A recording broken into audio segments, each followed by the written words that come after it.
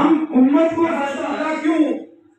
آپ نے کہا کہ رجب اللہ کا مہینہ ہے، شعبان میرا مہینہ ہے، ماہ مبارک رمضان میری امت کا مہینہ ہے۔ سلمان پڑھیں سارے مدرات مل گئے۔ حضرات گرامی، یہ ماہ رجب المرجب کہ جس کے بارے میں اللہ کے پیارے حبیب نے ارشاد فرمایا اِنَّا رجب شہر اللہ، کہ بتحقیق یاد رکھو کہ رجب اللہ کا مہینہ ہے، وَشَعْبَانَ شہری، اور شعبان میں محمد مصطفیٰ کوئی سے کوئی فائدہ نہیں۔ میں کہوں گا کہ ہو سکتا ہے محمد مصطفیٰ صلی اللہ علیہ وسلم کو بھی اتنا فائدہ نہ ہو، کیوں؟ وہ آقا وہ ہیں کہ جن کے صدقے میں اللہ نے مہینوں کو خلق فرمایا تھا۔ تو جہاں حضرات فرمایا کہ رجب کس کا مہینہ ہے؟ اللہ کا مہینہ۔ کیوں رجب اللہ کا مہینہ؟ اللہ کے پیارے حبیب ارشاد فرماتے ہیں کہ جب ماہ رجب شروع ہوتا ہے تو اللہ نے ایک فرشتے کو کون سے آسمان پہ؟ 7ویں آسمان پہ، اور اس فرشتے پکارنے والا، ندا دینے والا، اللہ کی طرف دعوت دینے والا، داعی کہتے ہیں بلانے والے کو، دعوت دینے والے کو، اللہ نے اس فرشتے کا نام داعی رکھا۔ یا رسول اللہ کیوں اللہ نے داعی نام رکھا؟ فرمایا اس لیے کہ یہی نفع کا سودا ہے، یہی نفع کا سودا ہے، اس میں گھاٹا نہیں ہے۔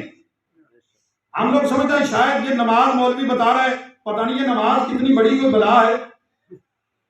نہیں، یہ نماز تجھے خدا کے قرب میں لے کے جاتی ہے، اور پھر ماہ رجب میں ایسا عمل کرے، اللہ بہت بڑا ثواب ہے۔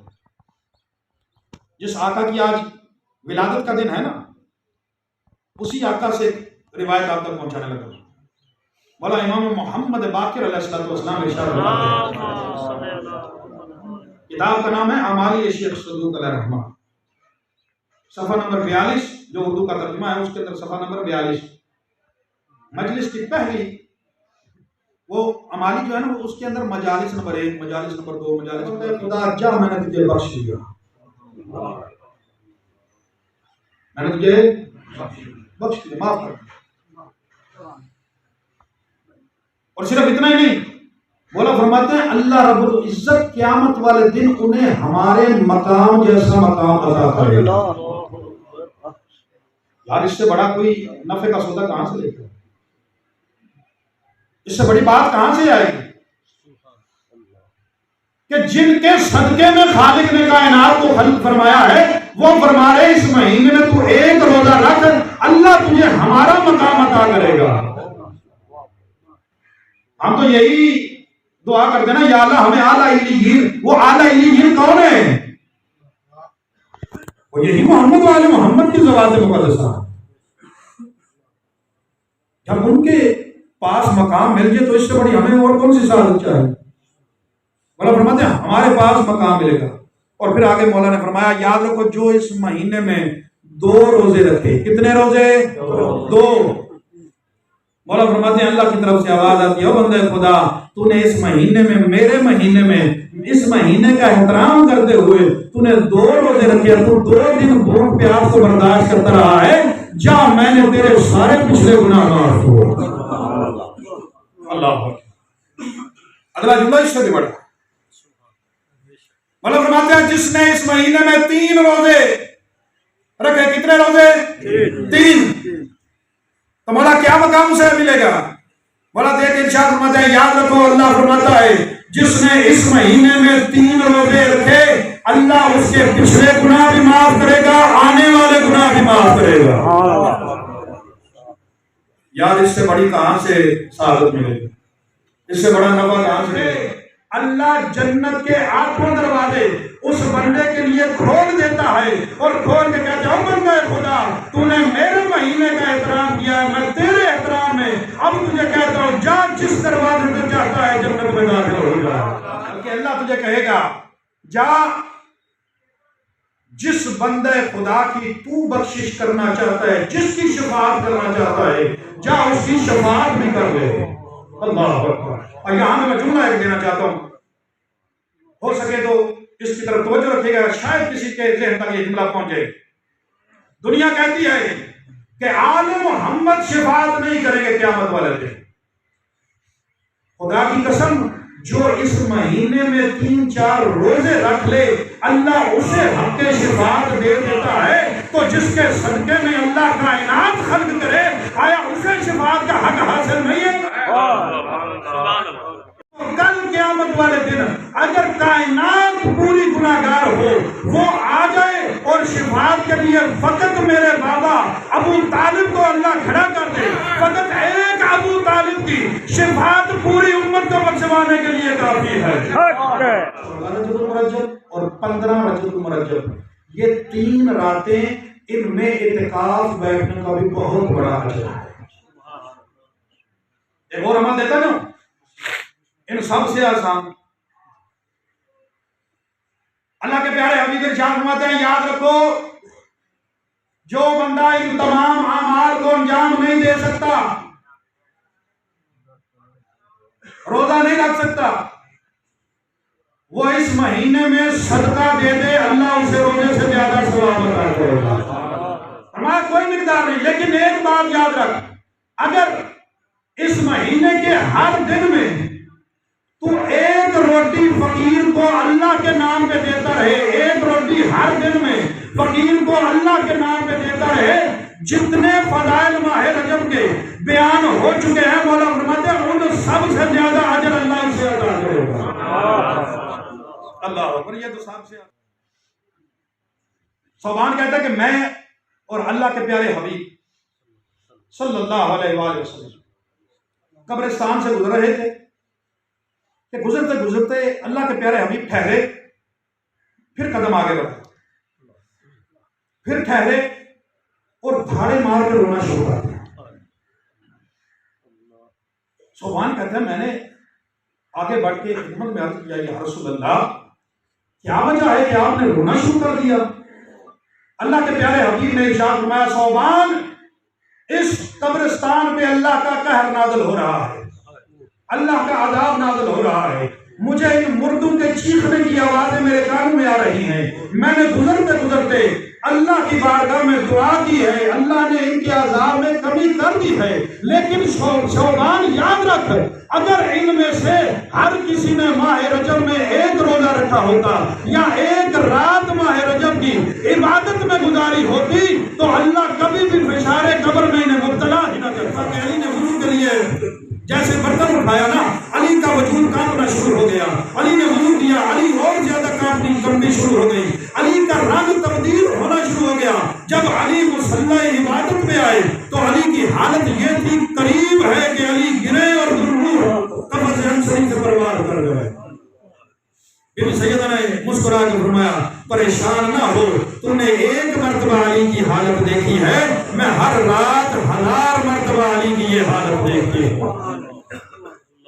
وہ امام جو ساری رات نماز میں گزار دے، ماننے والا اس امام کا ہو اور نمازی نہ ہو، نہیں، یہ نہیں ہو سکتا۔ علی کا ماننے والا نمازی ہے، حسین کے ماننے والا نمازی ہے، زین العابدین کا ماننے والا، سید الساجدین کا ماننے والا نمازی ہے، باقر العلوم کا ماننے والا نمازی ہے۔ یہ جابر اسی تلاش میں کو اس تک پہنچا۔ ایک دن جابر مسجد میں تشریف فرما ہے کہ جابر کو پتہ چلا کہ 5ویں لالے ولایت آ چکے ہیں۔